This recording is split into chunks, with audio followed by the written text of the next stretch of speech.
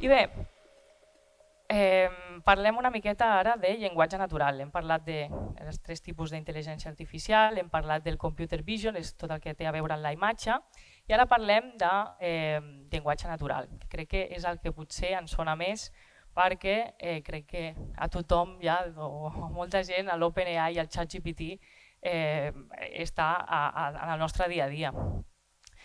Però totes aquestes aplicacions que veiem a dia d'avui estan fetes amb una tecnologia que es diu LLM, Large Language Model, models del llenguatge grans, que és un subcamp d'una tecnologia i d'unes tècniques molt més àmplies que és les que se'n diuen Natural Language Processing. Natural Language Processing és tota capacitat de les màquines d'entendre llenguatge natural, que és la part de NLU, Understanding, i la part de processar, generar llenguatge natural, NLG. Però, com us podeu imaginar també, l'NLP no està aquí només des d'OpenAI. Fa molts anys que es fan servir tècniques de Natural Language Processing. Des de l'any 66, de fet, però he trobat un vídeo d'un terapeuta que es va llançar pel Creative Labs el 1991, és a dir, fa gairebé 34 anys, on es simulava, i es veu que es simulava molt bé aquesta conversació natural. Era un terapeuta que simulava una sessió de psicologia. Posaré aquest vídeo perquè veieu com era. My Creative Labs. Please enter your name. C H E K H O V. Hello, Chekhov. My name is Dr. Spateslow. I am here to help you. Say whatever is in your mind freely. Our conversation will be kept in strict confidence. Memory contents will be wiped off after you leave. So, tell me about your problems. You don't have to be so polite.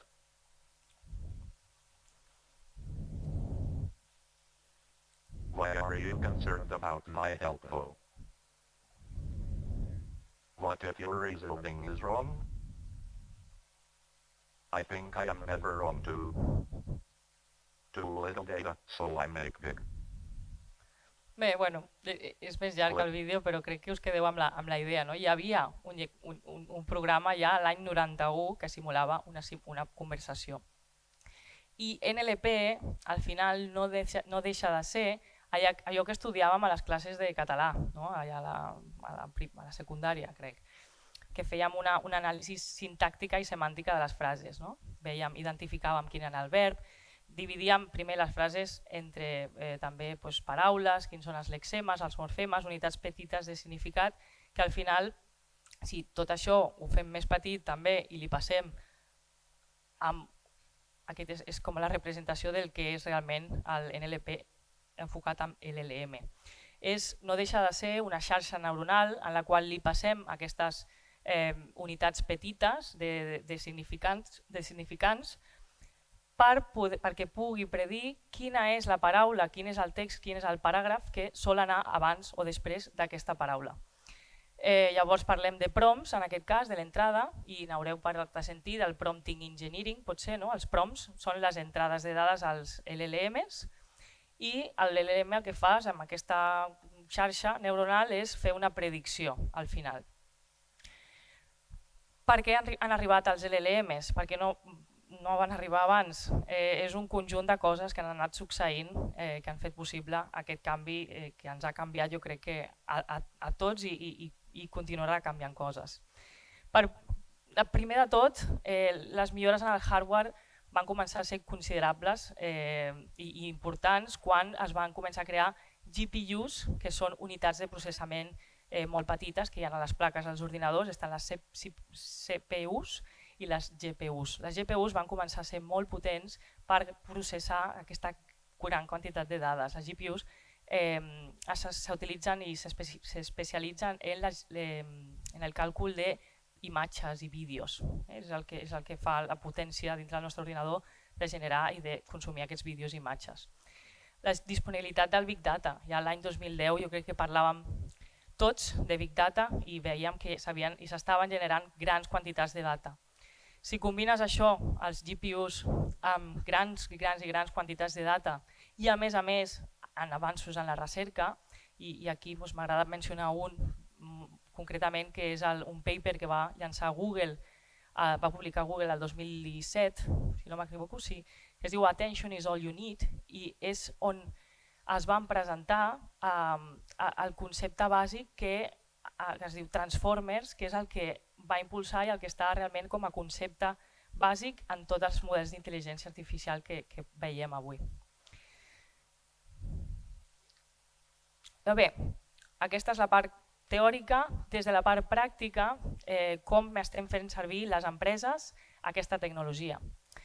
Hem passat des de la utilització del NLP bàsic, amb aquests chatbots, i aquest s'assembla molt a aquell que jo vaig fer a AXA, en el qual jo me'n recordo que si li demanaves el que ell volia, funcionava perfecte, però si li demanaves ja una cosa que no estava dintre del flux de conversació que havíem definit, aquell chatbot es feia un lío i contestava el que volia. Llavors s'havien de gestionar frustracions altes dels clients, que moltes vegades es solucionava redirigint-los a una persona humana, no? Que és com contrarrestàvem aquesta frustració. Llavors eren chatbots que es feien servir per problemes poc complexos i requerien un entrenament específic, un disseny específic de la conversació. Quan van arribar els LLMs, ens trobàvem ja que aquestes conversacions podien ser més naturals, el context ja estava implícit dintre de la conversació i de fet ja li podíem preguntar coses per les que no estaven entrenats a respondre, però eren capaços de respondre perquè ja tenien tot aquest coneixement previ. Llavors, frustracions una miqueta més baixes dels clients, podíem simular conversacions molt més complexes i va començar a ser més transaccional, a fer accions sobre les conversacions. L'última tendència, i és el que estem treballant les empreses que treballem en plataformes conversacionals, és el que se'n diu Agentic AI, que és la combinació de LLM amb un tipus de disseny de l'estructura de la conversació que el que fa és dividir el problema, la conversació, en unitats molt petites especialitzades. Llavors jo implemento o dissenyo un agent que fa molt bé una tasca concreta i la fa molt bé i fa servir el model que és més òptim per aquella tasca i es connecta llavors amb altres agents que fan molt bé també les seves tasques. Hi ha una diferència també, i és que aquests Agentic AI inclouen el que diem memòria. Comencen a tenir memòria, és a dir, jo li puc ja dir coses de conversacions passades i aquestes conversacions passades l'han introduït en el seu model, per la qual poden respondre coses que han passat amb el temps. I perquè veieu un exemple de com està començant a ser aquest Agentic AI, us posaré un vídeo de la presentació de Samsung, d'un dels seus robots que vol llançar al maig d'aquest any.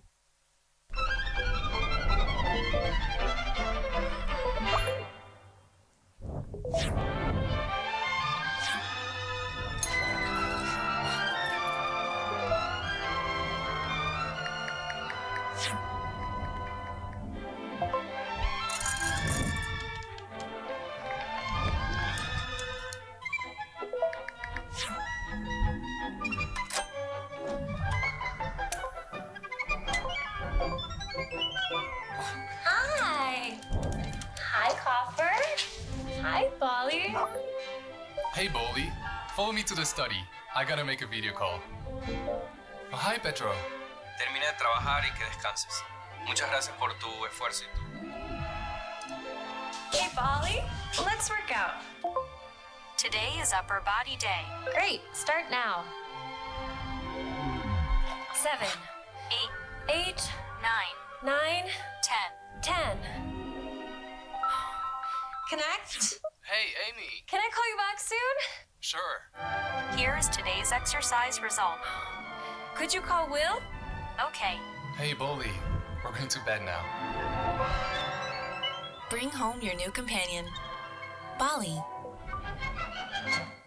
Crec que han dit que estarà al maig d'aquest any disponible per comprar-los. Com veieu, ja us podeu imaginar que Boli el que té dintre és agents virtuals molt petitets, especialitzats en tasques molt diverses, no? Hem vist que fa de tot gairebé aquest robot, i es connecta a més amb altres dispositius que també inclouen aquesta tecnologia per comunicar-se entre ells. LG, per exemple, no es pot quedar enrere i també ha llançat aquest anunci d'aquest robot que estarà disponible molt aviat, també crec que el 2025, i ells parlen de Affectionate Intelligence, que una altra vegada ens porta a cada vegada més estem veient la intel·ligència i les dades de una manera holística als nostres clients. Veiem que el que ens demanen, i ells com diuen aquí, sabem el que no ens demanen, però ja abans que no ens ho demanin ja ho sabem nosaltres, no? La màquina ja s'avança a aquesta voluntat dels clients.